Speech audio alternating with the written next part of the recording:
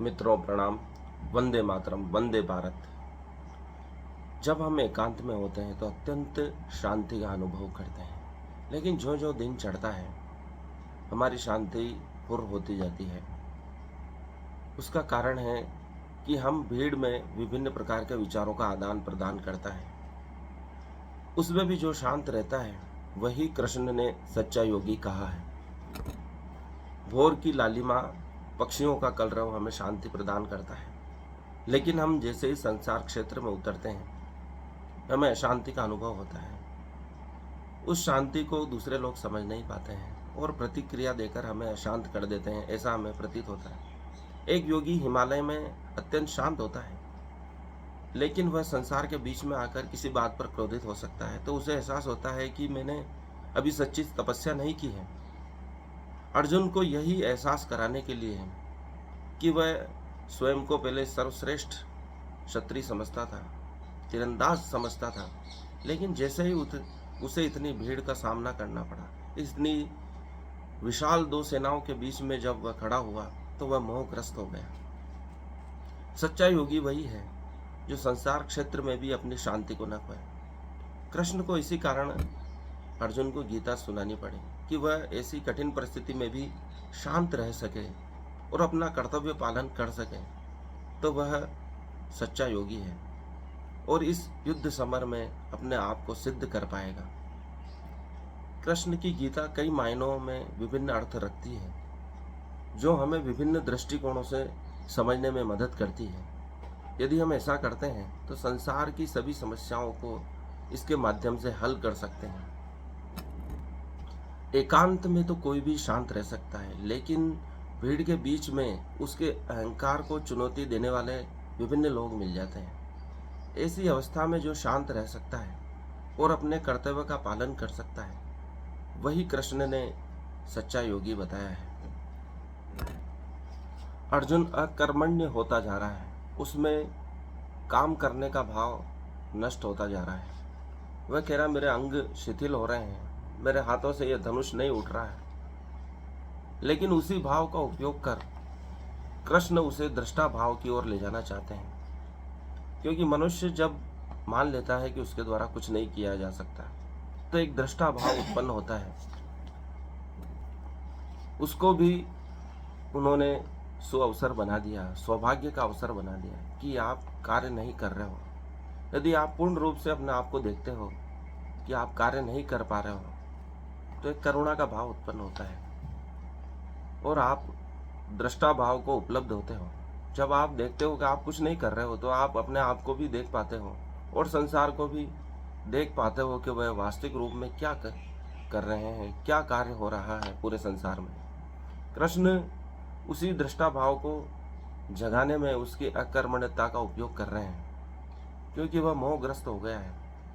उससे अब कोई भी कार्य लिया जाना संभव प्रतीत नहीं हो रहा है, लेकिन जहाँ से मोह प्रारंभ हुआ वहीं से ज्ञान की शुरुआत कृष्ण ने की है। उस शुरुआत से लेकर अंत तक जब कृष्ण अपना विराट रूप अर्जुन को दिखाते हैं तो उन्हें बार बार याद रखना पड़ता है कृष्ण एक तो भगवान है, और उन्हें बार बार ये याद रखना पड़ता है कि वह मनुष्य लीला कर रहे हैं। लेकिन महाभारत में विभिन्न अवसरों पर वे लीला करते हुए विराट रूप विभिन्न महात्माओं को दिखाया है, क्योंकि परमात्मी गुण कृष्ण के रूप में जितना अधिक रूप से प्रकट हुआ है वह किसी अवतार में नहीं हुआ है। जन्म के बाद विभिन्न लीलाएं करते हुए कृष्ण विभिन्न योग्य व्यक्तियों को अपना विराट रूप दिखाते हुए अर्जुन को भी अपना विराट रूप दिखाया, जिससे वह समझ जाए कि वह परमात्मा है और वह कह रहे हैं वही सत्य है, और अर्जुन उनकी शरण में आ जाए। क्योंकि पूरी तरह शरणागत हुए बिना आप सफलता प्राप्त नहीं कर सकते। आपके तर्क आपको असफल करते रहते हैं। तर्क की यही समस्या है कि वह आपको कार्य करते हुए भी सोचने पर मजबूर करता है, जबकि कार्य करते हुए आपको विचारहीन होना है। आपके विचार नष्ट हो जाना चाहिए। विचारों से मुक्त होकर ही जो कार्य किया जाता है वही सफलता की ओर ले जाता है। कृष्ण यही प्रयास कर रहे हैं कि अर्जुन विचारों से मुक्त हो जाए और अपने कर्म में 100% संलग्न हो जाए। उसके लिए अंत में शरणागत होना ही पड़ता है। कृष्ण यह अच्छी तरह जानते थे कि बिना शरणागत हुए अर्जुन पूरे मन से युद्ध नहीं कर पाएगा, और विराट रूप देखकर वह जान गया है कि कृष्ण जो कर रहे हैं वही सत्य है, और उनके अलावा कोई उसका अपना सगा नहीं है। परमात्मा और स्वयं के अलावा मनुष्य का वास्तव में कोई सगा नहीं होता है। हम स्वयं के ही शरणागत होकर कार्य करते हैं या परमात्मा की शरणागत होकर, और कोई आपके साथ सदैव नहीं रह सकता है। बाकी सब चीज़ें मनुष्य संबंध छूटते जाते हैं। आज हम घोर कलयुग में रह रहे हैं, घोर एआई के युग में रह रहे हैं, जिसमें सब चीज़ें एआई कर सकता है जो मनुष्य कर सकता है और मनुष्य से बेहतर कर सकता है। कला के युग में या विभिन्न क्षेत्रों में एआई ने इतना प्रवेश कर लिया है कि हर चीज़ जो मनुष्य बना सकता है वह एआई और अधिक कुशलता से बना सकता है।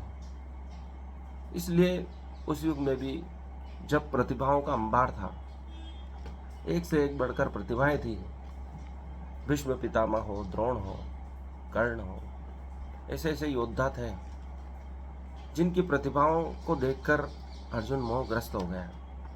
तो कृष्ण ने कहा, योग कर्मसु कौशलम। कर्म का कौशल ही योग है। योग क्या है? तो कर्म का कौशल है। आज भी उसी की आवश्यकता है। एआई ने सभी प्रतिभाओं को चुनौती दी है।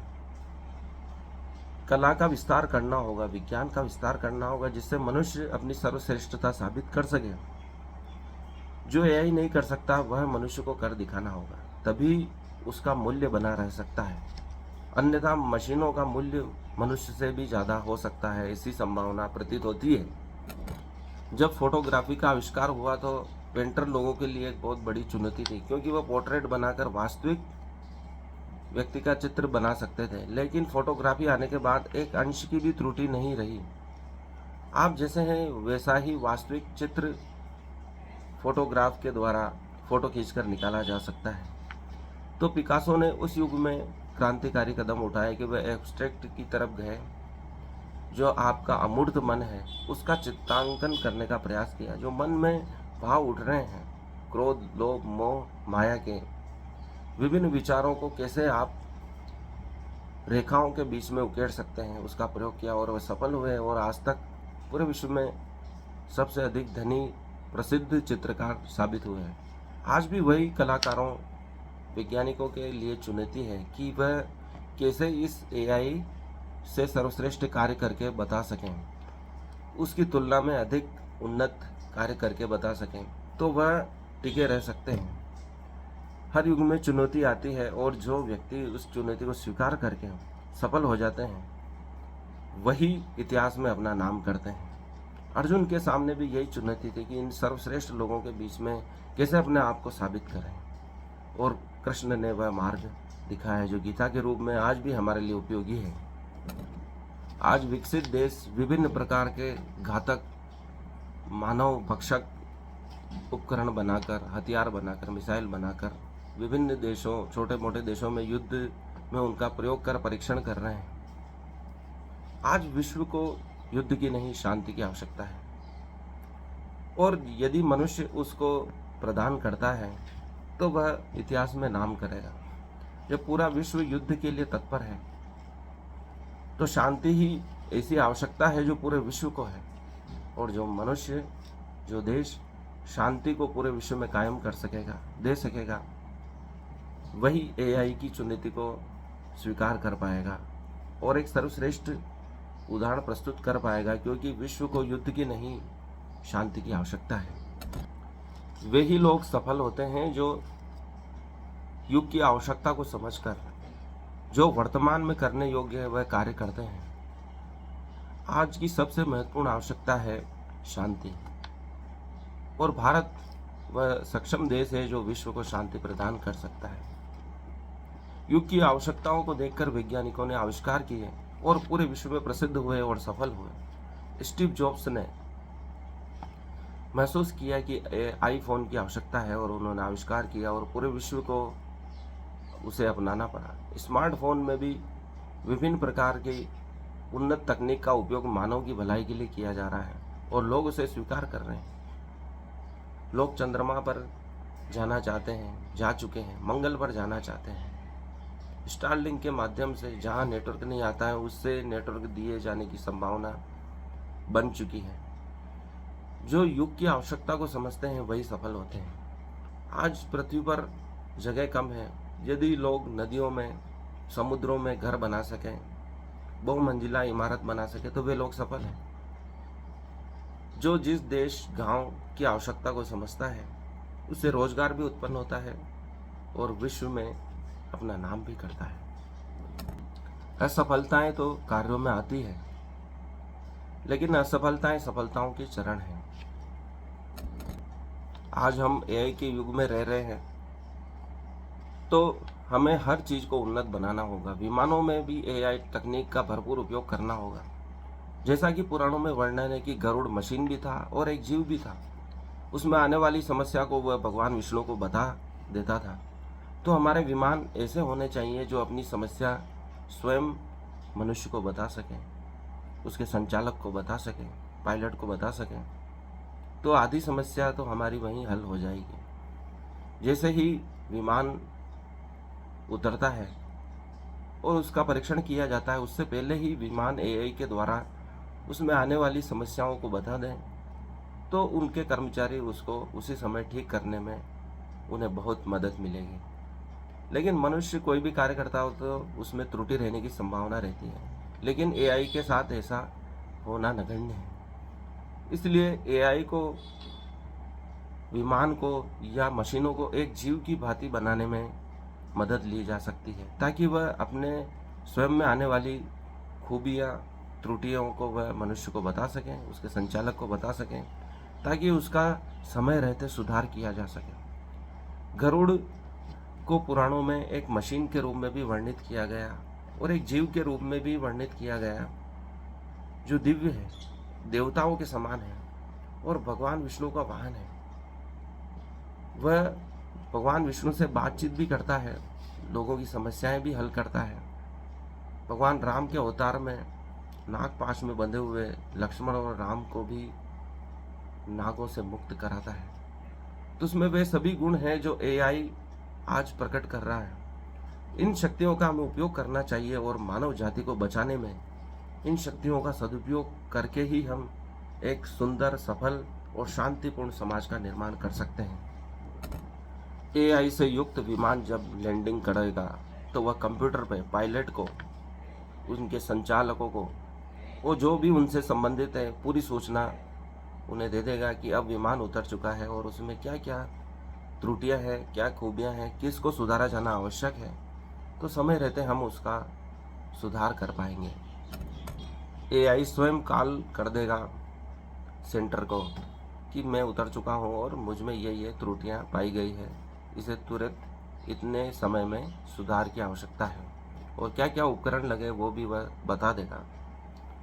क्योंकि आजकल एआई यह भी बता देता है कि इस उपकरण में खराबी आई है, वह उसको मार्क कर देता है।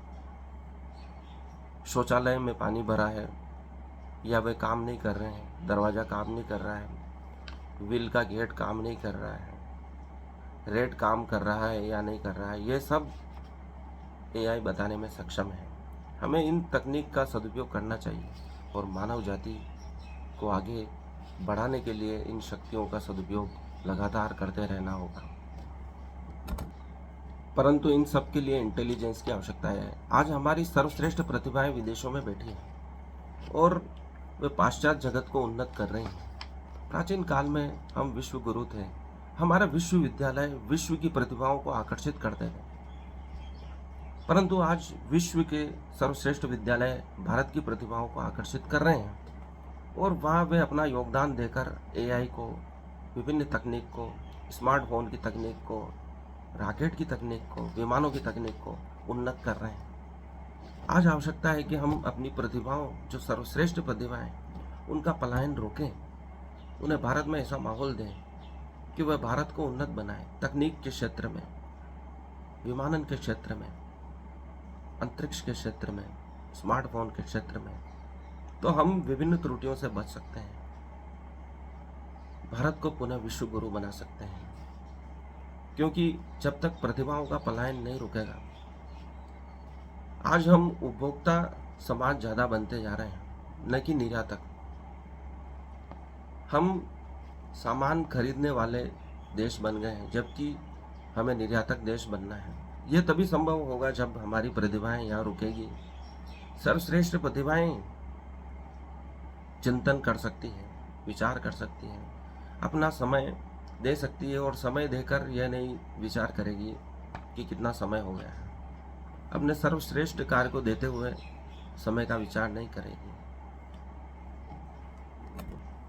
आज हम खरीदार बन चुके हैं, जबकि हमको मालिक बनना है। जब तक हमारी प्रतिभाएं उपभोक्ता बनी रहेगी, सामान का उपयोग करने वाली बनी रहेगी, तब तक देश उन्नति नहीं कर सकता।